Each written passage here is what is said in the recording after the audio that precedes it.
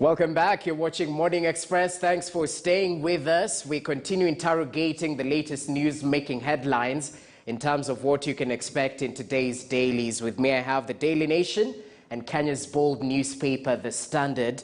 And just before the break, we're interrogating one of the headlines on the Daily Nation, all to do with the timelines IABC has changed. The deadline for primaries has been moved to May 26th, 2022, and in retrospect, those who might be vying as independent candidates, who might fall out from these political parties, have until May 9th to resign from the political parties, 3 months to the general election. So in one or the other, if the party holds the party primaries right after May 9th, they might be barred from shifting camps and vying as independent candidates. It might be a boost in terms of the areas where it's highly contested, at least according to the Daily Nation, but we want to interrogate that particular story. I'm joined in studio by James Gakuya, Embakasi North Member of Parliament, as well as Robert Mbui, the Kadhiani Member of Parliament, and last but definitely not least, Professor Alfred Omenya, governance expert. Good morning. Perhaps give us your take, Omenya, in terms of the timelines that have shifted. But the bigger question would be, this sort of shows a lot in terms of the chaotic nature of party primaries. And I'm looking at the statistics here, 4,002 independent candidates in 2017. That seems to be, it's not a clean bill of health in terms of how we conduct our party primaries, is it? Yes, just say you're definitely right on this one.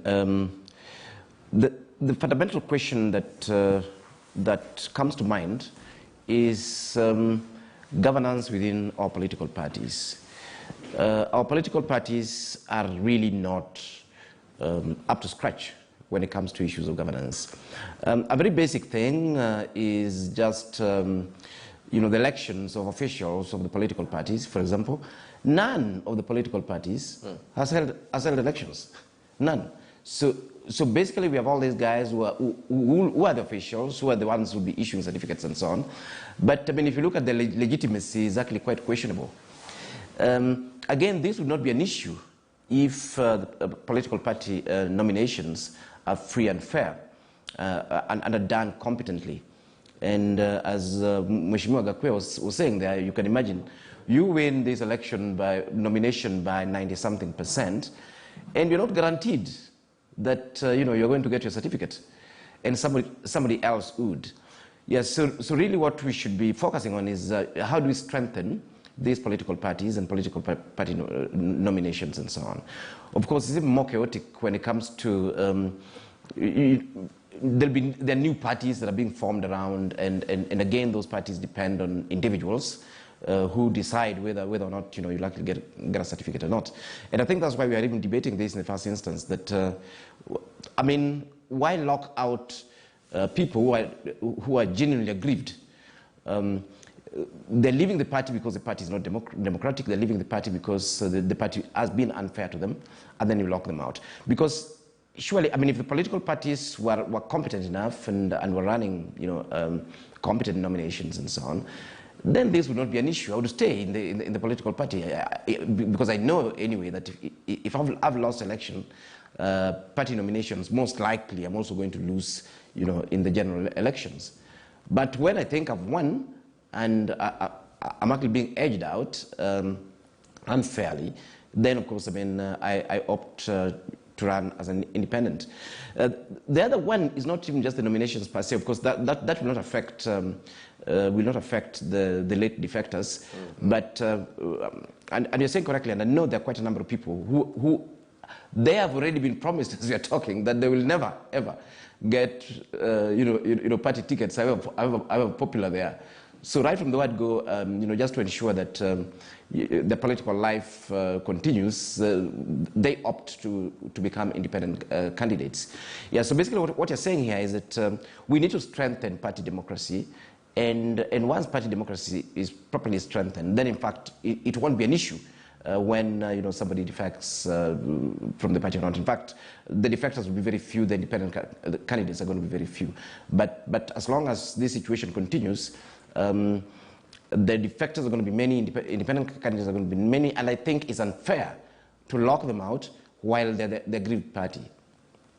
Okay, interesting. Bui, perhaps as we finalize on this, your take on how exactly we should strengthen these parties, even as we get closer to the party primaries? Because I'm looking at the statistics, there are roughly 13 independent members of parliament in the National Assembly, that making it the 4th largest group after Jubilee, ODM, and Wiper. They have more independent candidates as compared to ANC and Moses Wetangula's Ford Kenya, who sponsored 12 and 10 members of parliament to the National Assembly. Well, what needs to be done, perhaps, to get to a point where we get less independent candidates and more actually going through the parties in order to fight for their seats?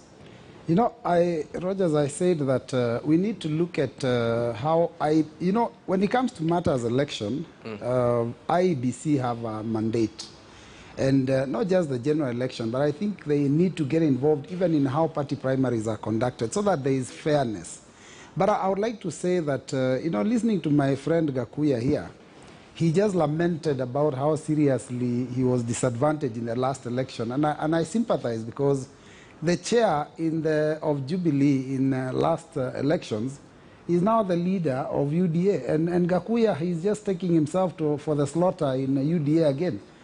Because this is really what happens, that if the processes are not being overseen by maybe a state organ like IABC, then political parties and leaders of political parties can play games with the process. So I think it's I would suggest that IABC gets involved. And then you see, if you look at most parties and how they conduct nominations. Yeah. It is done on a last-minute basis. There will be a national elections board that will be constituted just before the elections. These are probably sometimes people who have had no experience with elections. Then they're given that mandate. And then the people that are recruited to carry out the nominations, most times, even though they are paid, is peanuts compared to the expectation. So what will happen is that those candidates that probably have some money can easily influence the decision of these officers, because they are underpaid and overworked, because you cannot, as a single party, have enough muscle to carry out a proper nomination process. So I think IABC needs to get involved. And then we need to look at the Elections Act to see how we can do that. I know we had made those proposals, but they never saw light of day because, I guess, issues to do with budget. But if we are to make Kenya a democratic state proper, I think we need to spend some money in managing these processes for the political parties. Okay, Gakuya, I know you had a bad experience. Perhaps let's start with Robert Mbui. Did you have a bad experience, perhaps during the 2017 election? Were there games? I'll be honest, there was a problem in 2013, just like all political parties have that problem. But Wiper, we sorted our problems out after I think 2013. 2017, our nomination processes were not so contentious, because we've tried to see how we can improve the processes. So I don't think we have major complaints like our friends in Jubilee and UDA. But going forward, I think we need to all, as a country, not just one party, get solutions. So otherwise, I don't have issues. Okay, interestingly, Gakuya, is IABC the solution? Perhaps that will be the reprieve you're looking for come 2022? Rogers, I can tell you that, in fact, even IABC itself has its own issues. Because I remember very well, during Kibaki's tenure, I underwent one process that was under the mandate of the IABC. But still we had issues. We find that actually the day was already slotted for nomination. But really, the time when the officers of the IABC came was so that late that actually they arrived at the center after 4:30 in the evening. And you ask yourself, what kind of an exercise are we going to do at that particular late hour? So you find that actually, even though you trust that the IABC is the key, and by that particular time, because I was very popular and I was running for civic seat, already the team was very much annoyed and very tired. And you realize that they are being told that actually there has to be a secret ballot. then queue all the way to 8 in the, at night, which was very, very, very, very, very awkward. So I still think that actually, even that particular process, I won. But the IBC came without any single equipment. They had no even boxes for where to place the votes. I was forced to go to buy boxes for that particular process. So we find that their preparation, I can also say, still have issues. So I think the best thing is the parties to take the mantle, because the parties are the ones which want the strength, and the parties are the ones which are supposed to nurture that particular democracy. So if the parties can be able to take away with it and learn with it, the better. Because parties' internal democracy are very important. But when you have such parties that does not matter or does not care of their future tomorrow, then that is where the problem comes. Because surely nurturing this particular process of nomination is trying to build the strength of the party going forward. And any serious party must make sure that during that particular process is one either to gain or to lose. And that is the reason why you can be able to see that the parliament has now managed to leave about 13 number of independent candidates. And this particular process is going to expand and expand, because immediately you feel that there is a threat ahead, then even though there is a caveat, then you run before that caveat, okay, and you join the independent, or else you join another smaller party. And I can tell you, Lonjas, for sure, the people of Kenya has now become more wise in these particular elections. If the candidate is the one they are looking for, they follow the candidate where the candidate is going. Whether the candidate will go to independent, and after that candidate, they will just follow him there. If the candidate will go to a smaller party, and they have confidence with the candidate, they will follow the candidate there. But this is purely not building our political parties. I think for the betterment of the future strength of our political parties, right, we need to build strong parties, and strong parties can be only built by what we call internal democracies. And if we can have those checks of our internal democracies where we don't have those kind of favoritism within the parties, I think that's when we shall arrive to a situation where we shall feel every candidate is a candidate. Because who is this lesser candidate and who is strong candidate? If you don't want to have this candidate in your list, then don't take the fees of that particular candidate, and don't make any commitment with that candidate from the beginning. Don't waste the candidate's time. And that is the only way to go about it. Okay. Prof, even as you continue evaluating the state of democracy, we certainly do enjoy right here in the country. Looking at the political parties, would you mention these are national parties? Have we gotten to such a stage? Because they're usually criticized as being special purpose vehicles. We've heard of that sort of talk in order to sort of push for a presidential candidate to get to the ballot, and that's it. Taking a look at the lifeline, very few of them survive over 5 years. What's your take on that? It's very sad, especially for Kenya, that most of the parties that have been ruling in the last few years, some don't even exist. I don't think people even remember. We had NAC, then Kibaki came with another party, then we had PNU, then we have Jubilee Alliance, and now we have UD and so on. I think we have a problem, and the problem, yes, is that we are not building institutions. What we are seeing constantly is, again, these special purpose vehicles, and the problem with that is that we become very weak in terms of our governance. If you check even our neighbors here, Tanzania and CCM, these are parties that have been established. They've got structures and systems all the way to the villages. They've got leadership and so on. So they're parties that can actually shape policy and influence governance. If you look at ANC in South Africa, for example, that has powers to recall the president, for example, and have very, very clear policies. But Kenyan parties, precisely because they are special purpose vehicles for some particular presidential candidates, or some people want to negotiate around the table, are particularly weak when it comes to matters of governance, when it comes to matters of policy. And then you can imagine if say, you're a young politician who wants to grow in politics. So where are you nurtured?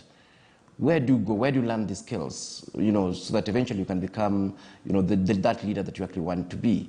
Yes, so it's a bit of a pity, and I think if you don't change that way, then our governance will always be extremely weak. Here we are that, seeing a possibility of actually getting a new ruling party again, next year. So it's like in every election, we have a new party that has not grown, that has no systems and structures, that is dependent on one individual or sometimes a couple of individuals and so on. And this is the same party we expect to guide us on everything from agriculture to foreign policy and to natural leadership.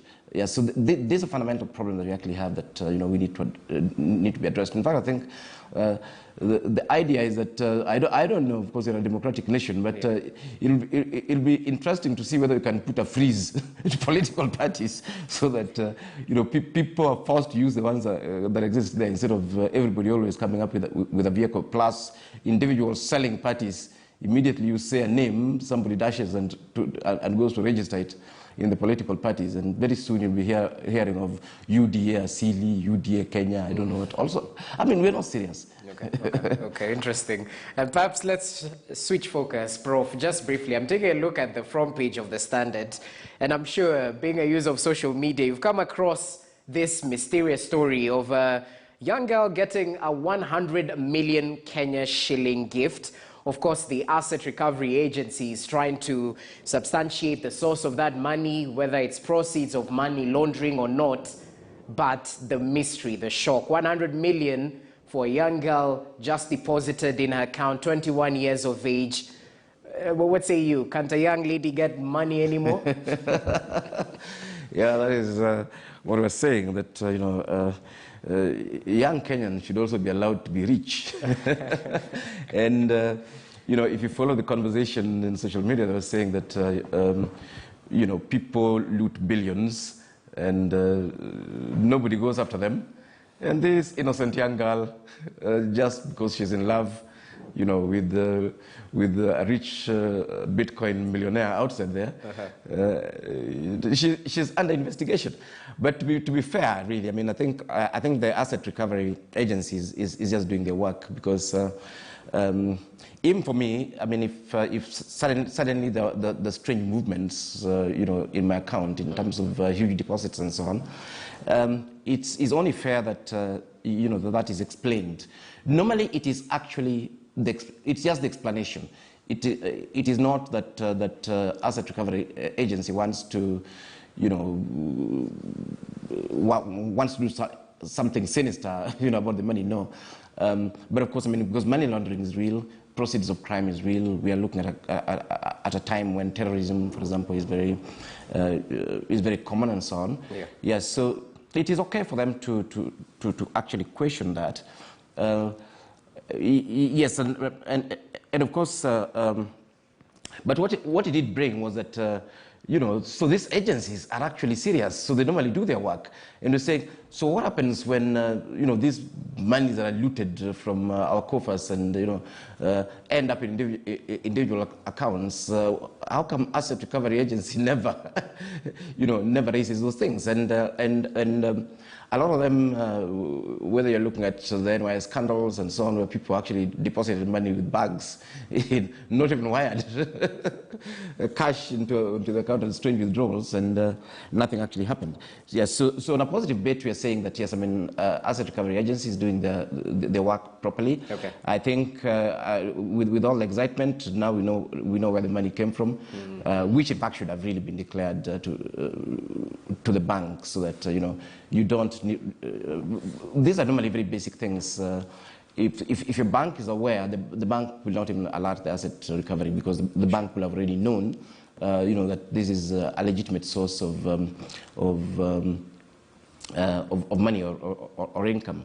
But of course, I mean, I think that the young girl is also not properly averse, is not properly aware about these things, because ideally she should have sorted that out quite quickly, or just told the bank that, look, I mean, my boyfriend is sending me something. But it could have also been a surprise. Who knows? Who knows? Yeah, these are two people in love. An interesting piece right there on page 6 of the Standard. So let's encourage our viewers back at home to perhaps acclimatize with some of this tidbits of information that have been given that wasn't there on social media, as guys were speculating right there. But let's shift focus. Robert Mbui, I know that's not your forte, so let's talk about something else. Perhaps Miguna Miguna and the High Court finally clearing his return. According to Justice Ongundi, he's supposed to be facilitated back into the country, 72 hours, obtain emergency travel documents. But you sort of get a feeling that despite the government saying there's no red alert against his travel to any African country, he's not wanted in the country. And this is quite unfortunate, because it sort of overlooks the rule of law and his rights as a Kenyan citizen. Kindly add your voice to this. Yeah, we were with General Miguna Miguna in the last fight when we were under that arrangement of resist. Yeah. But I'm actually one of his casualties, because I was shot, my leg was broken during those skirmishes. But let me say that I think the law must also follow its course. For you to travel, you need proper travel documents. And Miguna Miguna was attempting to travel with his national ID card. So I mean, some of these things, and even if you look at the ruling says that he needs to have proper travel documents. I think he needs to process his documents now. And we stop this showbiz business, and then he travels back if it is possible. Because I think I had the PS for Interior Kibisho. He said that they haven't stopped him from coming back. Apparently, I think now the problem is not in Kenya. The problem is where he is out there. I think there is some miscommunication between him and the embassy, from what I heard him say on social media. But otherwise, I think, right now, these things of 2017, because that's how this fight started, when he was involved in the attempt to swear in the people's president.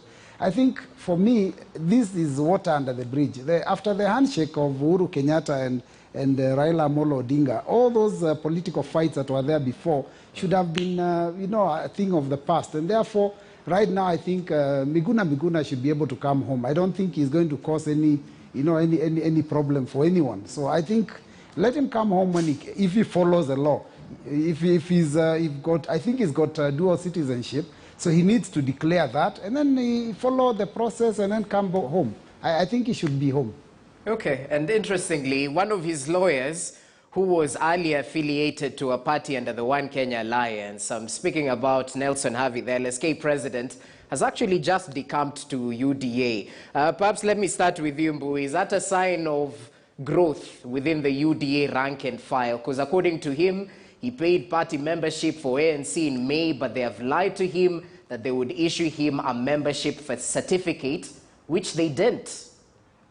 Let me be honest. The truth is that any political party, excuse me, the issue of getting a nomination, not nomination, but a certificate of membership, is a very basic administrative matter. There are officers there that you make your payment and you conform to what they require. They'll give you a certificate.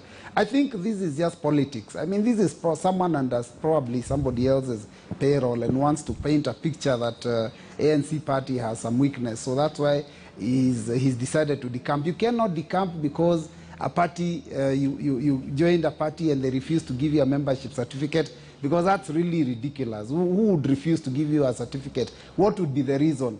I think every party wants members. So in fact, what he's now telling Kenyans is that ANC didn't want him. So if he goes to UDA, it means that ANC didn't want him, so he goes to UDA. Doesn't that mean then there's something wrong with him? I think that's not a plus for him, and it's not a loss for ANC anyway, if he says he was never their member. Interesting. Let's talk to the UDA man. Gakuya, what say you about this defection? Rogers, allow me also to voice just a rider on Migunas. And I just want to concur with my panelists here that actually Miguna should desist from becoming bure, because that bureness is not of any help to him any longer. And I think what he should do is just to comply.